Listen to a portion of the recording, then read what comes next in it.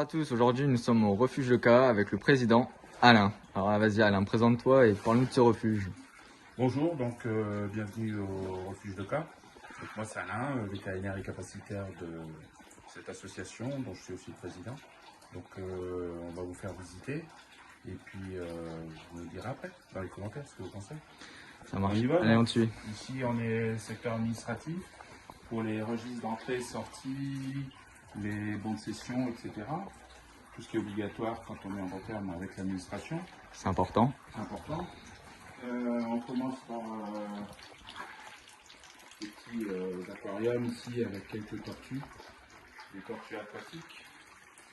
Alors t'as quoi dans ces bacs? Alors ici on a des Malachynis thérapine. C'est joli. Ici on a des Emulduras, du Dosa et des Clémis gutata. Ah, moi j'en vois une là-bas. Hop.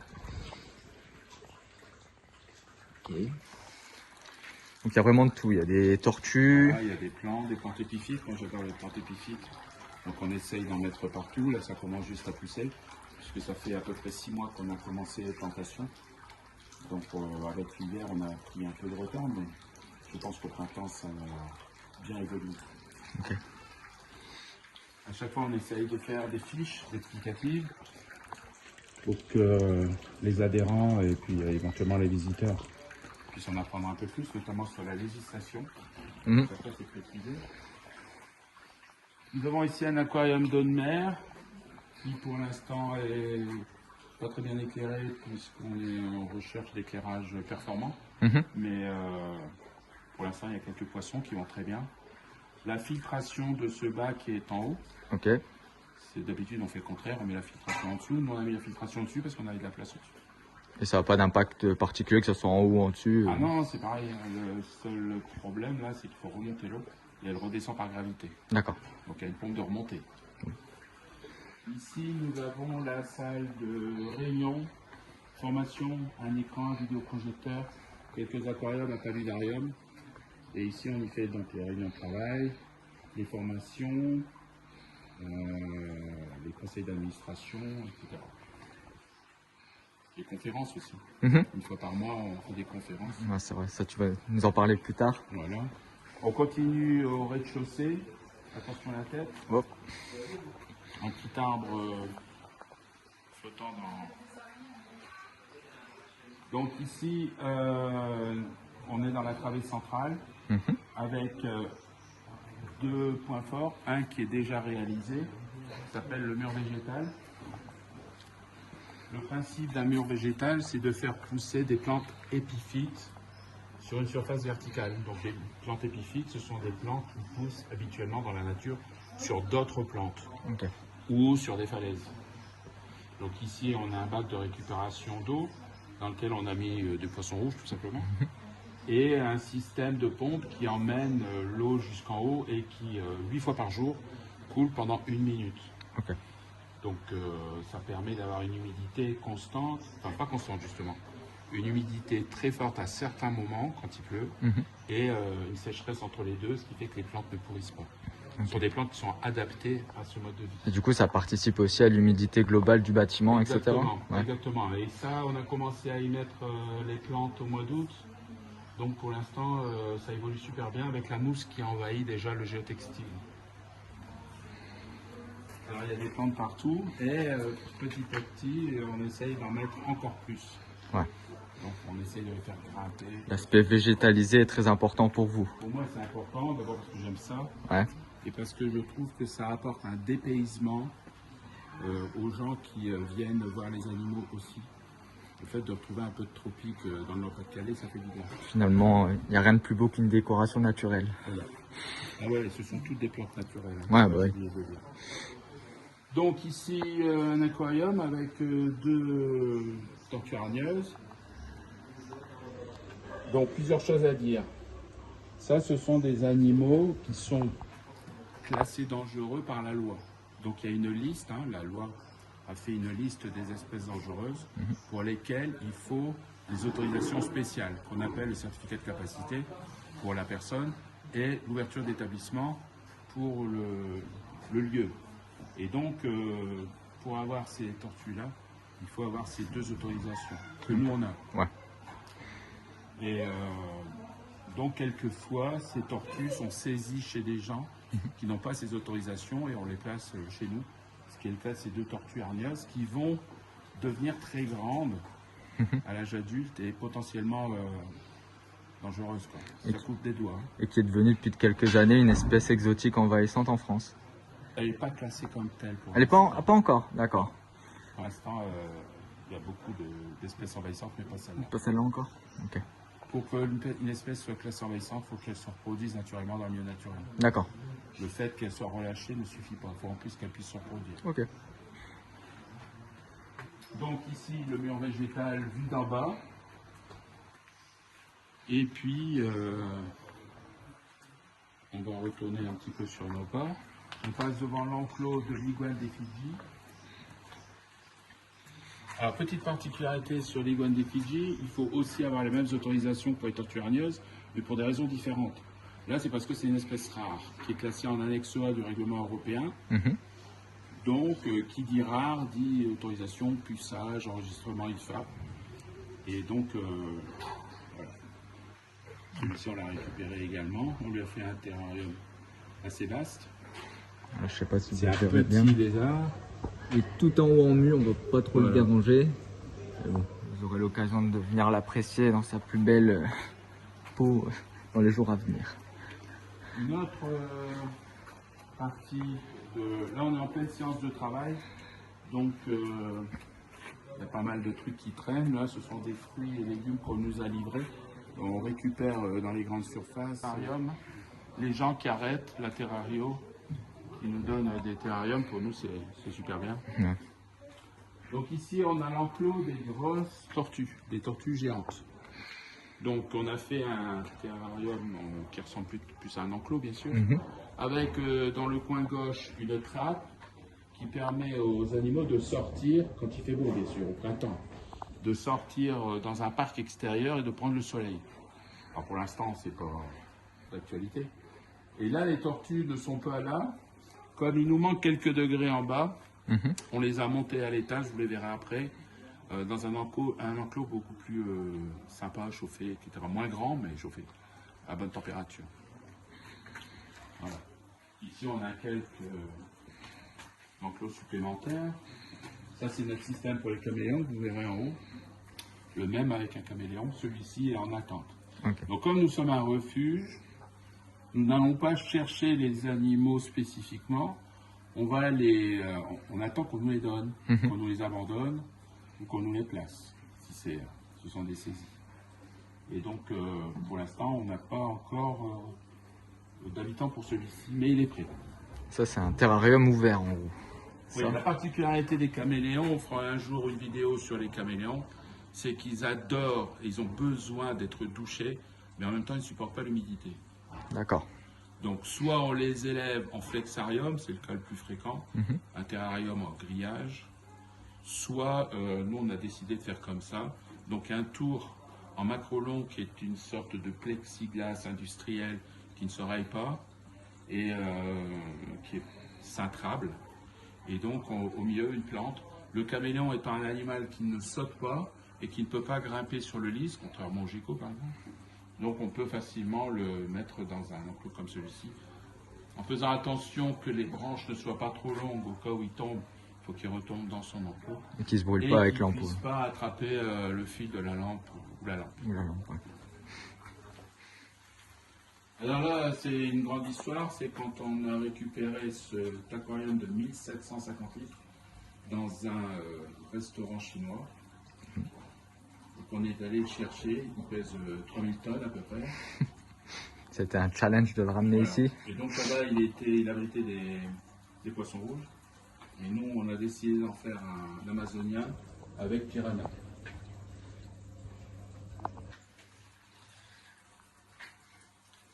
Alors pour l'instant, ils sont petits, ils ne sont pas très visibles, ils sont encore un peu peureux. Mais un jour, ce sera magnifique. Ouais. Mais là, déjà, ça tourne bien. Là-bas.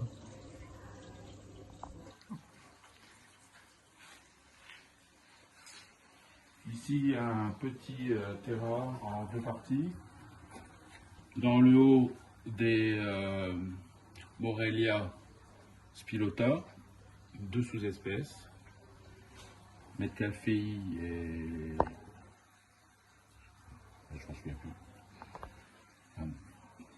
Trois Morelia, sapin arboricole australien, et en bas un 5, un Tilica. 5 à langue bleue. En train de se baigner. T'es gêné par le reflet de la Ouais, vitre, t'as le reflet un peu. Regarde, quand tu fais ça.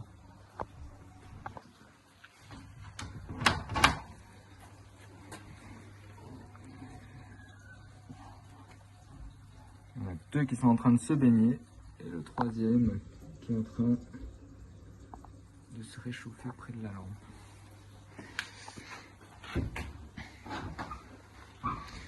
C'est un grand espace. Hein.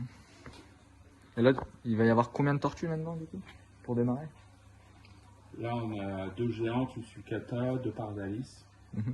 Ils sont en haut, on les verra après. Elles cohabitent bien ensemble? Oui. Ouais.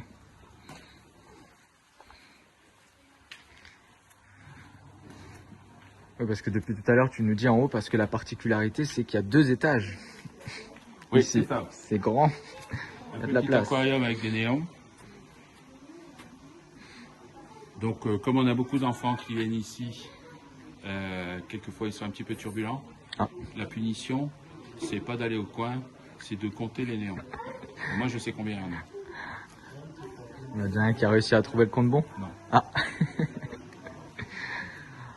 Donc ici, c'est un espace de travail qui est encore largement sous-exploité. Ici, on va mettre un aquarium géant. Là, on va faire un terrarium qui va du sol au plafond. Ok. Pour l'instant, c'est pas fait. C'est pas facile de tout faire en même temps. Non. Mais ici, on a quand même une bestiole assez intéressante. Ouais. Un de mes lézards préférés.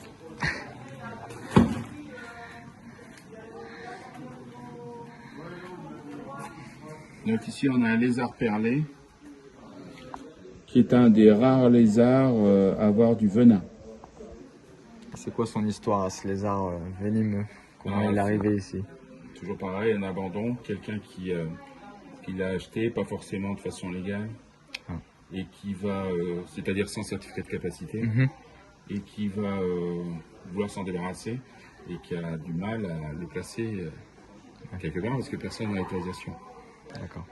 Donc Et nous, du on coup, l'a, bien sûr. vous, ça vous profite d'avoir des espèces extraordinaires à Voilà. présenter dans le nord de la France. Et bien sûr, espèce dangereuse, Ouais. ça veut dire cadenas, pour que personne ne puisse y toucher sans l'accord du capacitaire, et une signalétique spéciale. C'est des lézards qui ont un aspect perlé à cause de leurs petits ostéodermes, c'est ça en dessous Oui, de leur c'est ça, peau, hein. ouais. Ça, c'est les Son petits os en cousin, dessous qui... c'est l'oridum. Ouais. Son cousin qui a des taches roses, Suspectum. on l'appelle le monstre de Gila. Ouais. Mon lézard préféré. Lézard extraordinaire. Ici, on a un local vétérinaire en cours d'aménagement. Donc pour l'instant, c'est encore très peu équipé, mais l'espace est prévu. Ouais. Donc on a fait différentes sortes d'enclos. D'abord de vastes enclos pour les grosses bestioles, qu'on a prévus à l'avance, qu'on a posé, dessiné au sol en premier. Et après, on a bouché les trous avec des terrariums ou des aquariums beaucoup plus petits. Donc là, par exemple, un terrarium qui fait 1 mètre carré au sol, mais qui est vertical, dans lequel on a mis un phasuma. Donc un phasuma grandisse dans celui-là et un standing dans l'autre. Alors c'est pas toujours facile de les voir.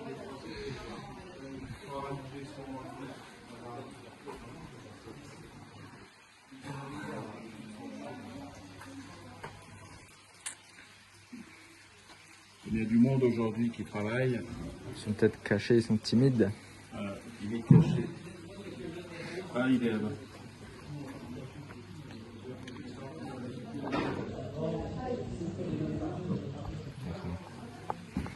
Donc on repasse à côté du varan.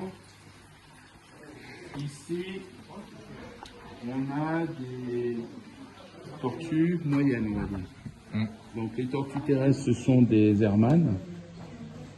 Enfin, les petites, je veux dire. Ce sont des hermanes. Les deux grosses, ce sont des pardalis. Et il y a une Manoria emis qui est complètement déformée. Ouais. Donc par exemple, l'histoire de ces animaux, les hermanes, ce sont des tortues qui sont trouvées dans la nature.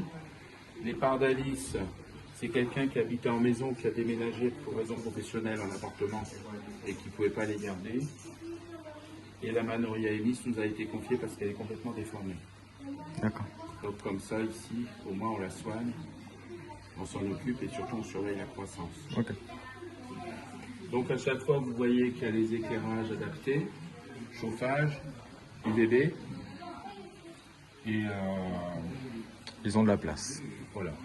Le principe, c'est qu'ils aient une bonne vie avec de la place, du chauffage, de la bonne nourriture. Et des gens passionnés qui s'en occupent. Ici, c'est un téju. Donc un téju, c'est pas un varan, mais c'est assez proche. Mais il ne vit pas dans les zones géographiques du varan. Ouais. Celui-ci vit en Argentine. Et particularité, comme les varans, il a la langue bifide, un peu comme les serpents. Ouais. Donc c'est assez rare chez les lézards. Donc là, c'est un mâle. Ça, c'est un mâle. Il y a un gros dimorphisme sexuel entre les mâles et les femelles. Ouais, surtout les joues. Les joues, ouais, sont plus grosses. Les joues. Là, c'est encore un animal qui va grandir. Ah oui, possiblement. Oui. Ouais. Oui. Un beau pépère. Ensuite, on passe à cet enclos qui a été initialement construit pour recevoir un crocodilien. Et pour l'instant, on y trouve des tortues africaines, des pélusios et des pélomédusas.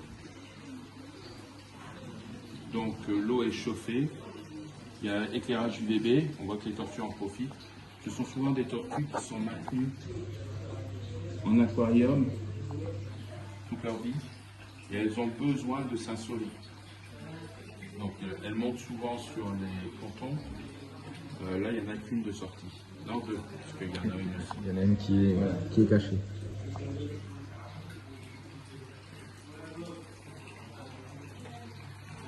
Donc on met des poissons rouges dedans, ce qui permet de manger toutes les plantes et de faire un peu d'animation.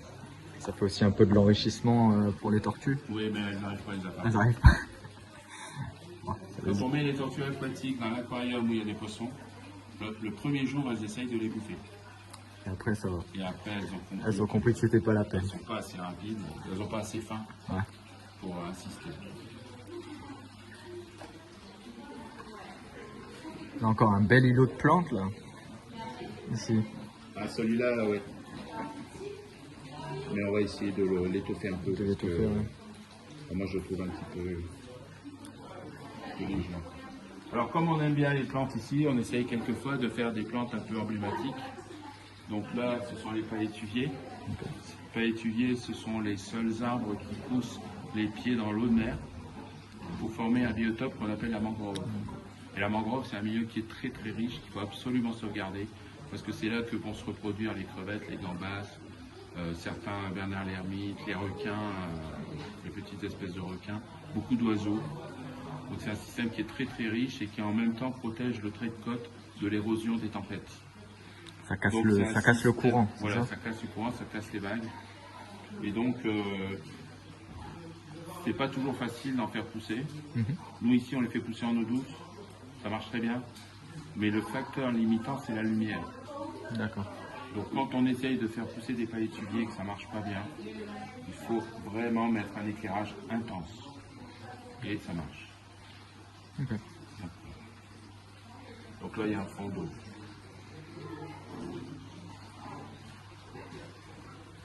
Donc ici, on retrouve la pure végétale, mais cette fois-ci d'en haut.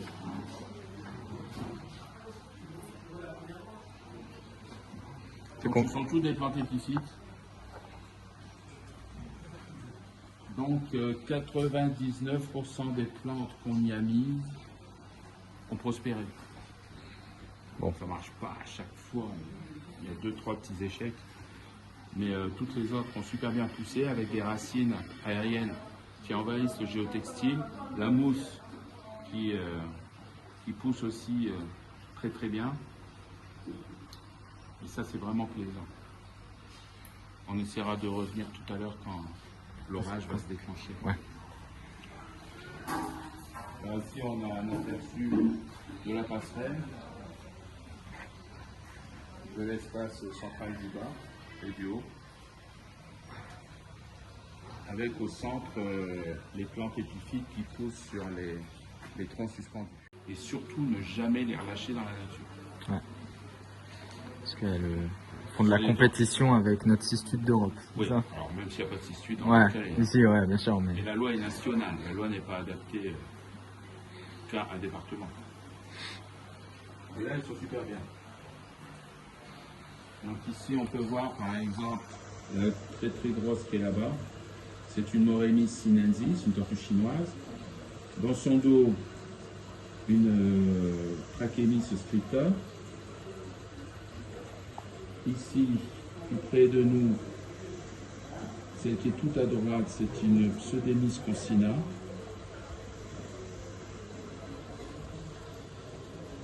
Et celle qui nous regarde là, sur le gros caillou, c'est une Graptémis avec les deux traits jaunes derrière les yeux. Donc tout ça, ce sont des tortues de récupération. Soit qu'elles ont été récupérées dans la nature, par des gens qui se promènent par exemple, ou des pêcheurs, soit elles sont abandonnées par des gens qui n'en peuvent plus chaque année d'acheter un aquarium plus grand. Ouais, parce qu'un reptile, ça grandit tout au long de sa vie.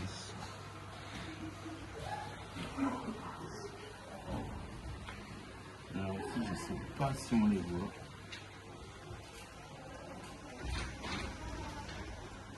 Elle est en haut à droite, sur le bâton. Voilà. Voilà. En train de faire une sieste en haut du bâton là. Et il y en a une là-bas qui est cachée derrière la feuille. Qu'est-ce que tu as mis là? Je t'ai mis dans l'eau. Je montrais juste la grenouille, elle est là-bas. Dans la boîte, Et il y en a une là aussi.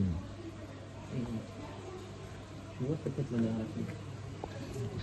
Ouais. C'est vrai qu'on voit la tête derrière la feuille. Voilà, ici ce sont des rainettes de white. Donc les rainettes de white, ce sont des grenouilles australiennes qui sont assez familières en Australie. Comme c'est un pays un petit peu aride, Ouais. elles rentrent dans les maisons, dans les salles de bain entre autres, pour avoir un peu d'humidité. Donc c'est une espèce qui est un peu familière, qui n'est pas très peureuse. Ici, c'est l'espace technique, notamment pour l'aquarium marin. Donc, c'est là que l'eau de l'aquarium marin remonte, passe dans les écumeurs, dans le réfugium qui est composé d'algues. Donc là, ce sont des cholères et de la kétamorpha aussi. Ce sont deux algues qui permettent, en poussant, de manger les nitrates qui sont des produits toxiques pour les poissons. Donc plus on a de plantes, plus on a de consommation des nitrates, moins on est obligé de faire des changements d'eau. On a aussi une cuve ici de récupération d'eau pluie qui nous permet de faire tous les compléments d'eau quand les aquariums ont un niveau plus bas à cause de l'évaporation, on complète avec l'eau de pluie. Ça nous permet aussi de faire des aquariums où il faut de l'eau très douce, par exemple les amazoniens. Et ça nous permet aussi de vaporiser sur les plantes pour ne pas avoir de calcaire sur les feuilles. Donc c'est quand même super bien d'avoir de la récupération d'eau de pluie. Il pleut souvent dans le Nord-Pas-de-Calais, c'est bien aussi. Voilà.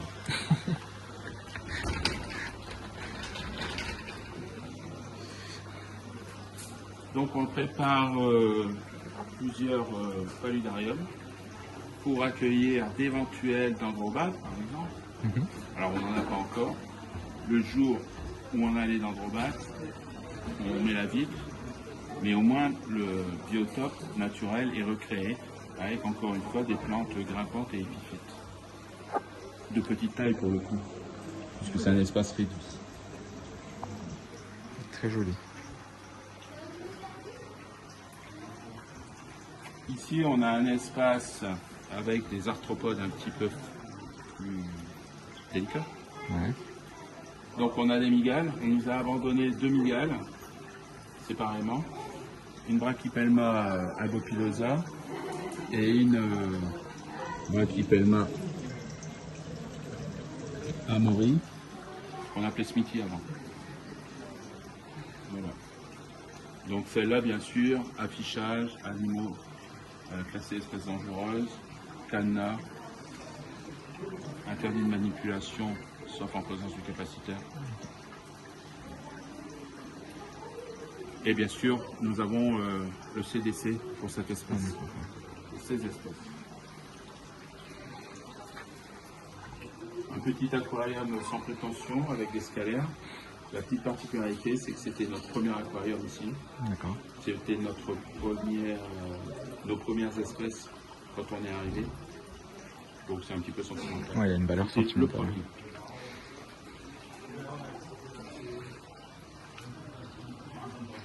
Un aquarium de mer en cours de nettoyage. Donc comme on a pas mal d'aquariums, pas mal de terrariums et des enclos, ça demande pas mal de soins, d'entretien, ramasser les grottes, nettoyer les vitres pour qu'ils soient présentables et ramasser les déchets tout simplement. Ici, un système qu'on aime bien ici, on a vu tout à l'heure en bas, le même mais vide. Ici, on a un enclos à caméléon avec une petite femelle pardalis qui essaye de passer inaperçue. Donc elle, on la vaporise tous les jours, plusieurs fois par jour.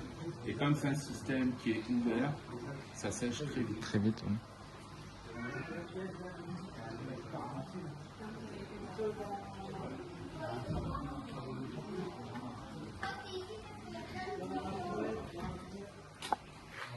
Donc ici, on arrive au rack et au terrarium en batterie. Des boas, plus ou moins adultes. Et ici, on a des racks. Donc la particularité des racks, c'est petit. L'avantage, c'est que ça rassure beaucoup de serpents. Il y a beaucoup de serpents qui ont des problèmes de peur, de crainte et qui refusent de manger, qui mangent beaucoup mieux quand on les met dans des racks. Ça paraît contre-intuitif, Ouais. mais c'est super efficace à l'utilisation quotidienne. Donc ici, un bébé molure, albinos, qui mange très très bien, et bien sûr, qui est là de façon provisoire. Comme le bestiau peut faire 5 mètres, peser 90 kg, Il va grandir. il va grandir et il passera. Après, il passera en batterie et après encore en enclos. En enclos.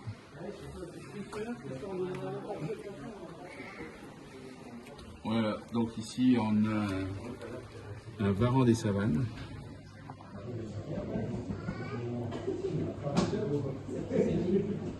Qui bénéficie d'un terrarium quand même pas mal grand. Il va encore grandir lui aussi. Ouais. C'est un mâle ou une femelle? C'est un mâle. C'est un mâle.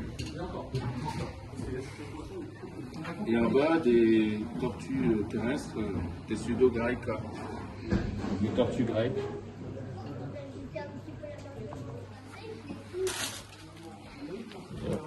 Donc, point de vue nourriture. Comme c'est en plein hiver en ce moment, on est obligé d'acheter des salades. C'est évident qu'au printemps et en été, on va à la cueillette. Donc on reçoit ici tous les enfants du voisinage qui viennent voir les animaux. Donc en été, on va cueillir des pissenlits, du trèfle, du plantain, etc. Donc on fait de la botanique avec les enfants pour leur apprendre à reconnaître les plantes sauvages et venir avoir le plaisir de les donner aux animaux. Donc c'est un tout, c'est aussi un apprentissage de la nature. Ici, des tortues qui devraient normalement être dans le grand enclos du bas. Celui d'en bas. Mais comme il manque quelques degrés en bas, parce qu'on est en plein hiver, on les a mis de façon provisoire ici. Bon, l'enclos est suffisamment grand pour l'instant. Et on peut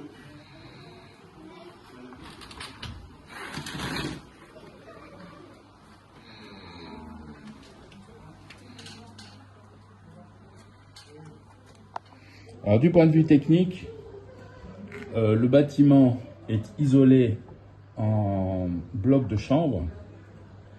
La charpente est pas la charpente, le plafond est en OSB doublé, isolé avec 40 cm de ouate de cellulose. Les vitres, c'est de la récupération. La porte, c'est une fenêtre de récupération. Et le décor, ce sont des éléments trouvés dans la nature. Et le substrat, c'est de la terre du jardin. Ouais. Qu'on a monté à la brouette. Il n'y a pas d'ascenseur ici. Hein. Ça, c'était Compliqué. Donc ici,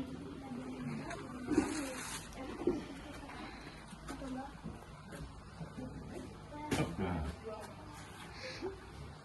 Bien sûr, ça, je répète et j'insiste, c'est parce qu'on est en hiver. Ouais.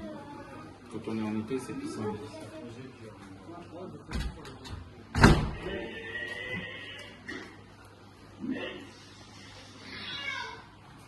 Donc, on arrive à l'enclos suivant. Du mouvement. On arrive à l'enclos suivant avec une tortue de Birmanie, une tortue étoilée de Birmanie.